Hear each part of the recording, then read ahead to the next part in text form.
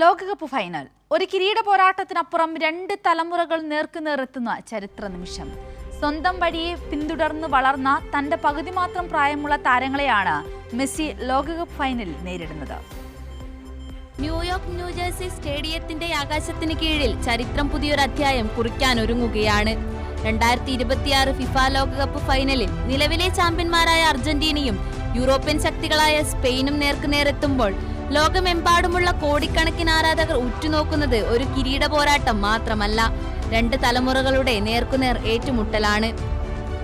ഒരു വശത്ത് 6ാം ലോകകപ്പ് കളിക്കുന്ന 39-കാരനായ ലയണൽ മെസ്സി, മറുവശത്ത് തന്റെ പകുതി മാത്രം പ്രായമുള്ള ഒരു കൂട്ടം യുവതാരങ്ങൾ. വെറും 19ാം വയസ്സിൽ സ്പെയിനിന്റെ മുന്നേറ്റ നിര നയിക്കുന്ന ലാമിൻ യമാലും 20കളുടെ തുടക്കത്തിൽ തന്നെ ലോക ഫുട്ബോളിലെ വലിയ പേരുകളായി മാറിയ പെഡ്രിയും ഗവിയും അടങ്ങുന്ന സ്പാനിഷ് നിര. ഒരു തലമുറയെ വിസ്മയിപ്പിച്ച ഇതിഹാസത്തിന് മുന്നിൽ അടുത്ത തലമുറ സ്വന്തം ഇടം ഉറപ്പിക്കാനിറങ്ങുന്ന നിമിഷമാണിത്. ഈ ഫൈനലിനെ കൂടുതൽ മനോഹരമാക്കുന്നത് ബാഴ്സലോണ എന്ന ഒരൊറ്റ പേരാണ്. ലാമാസി അക്കാദമിയിൽ നിന്ന് വളർന്ന് ലോക ഫുട്ബോളിന്റെ കൊടുമുടിയിലെത്തിയ മെസ്സി ഇന്ന് നേരിടുന്നതും അതേ അക്കാദമിയിൽ വളർന്ന പുതിയ തലമുറയെയാണ്.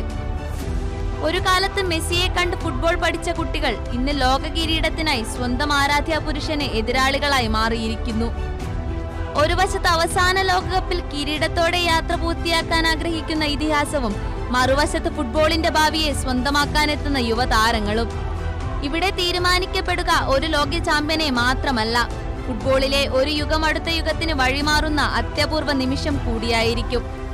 World cup desk, Kairali news.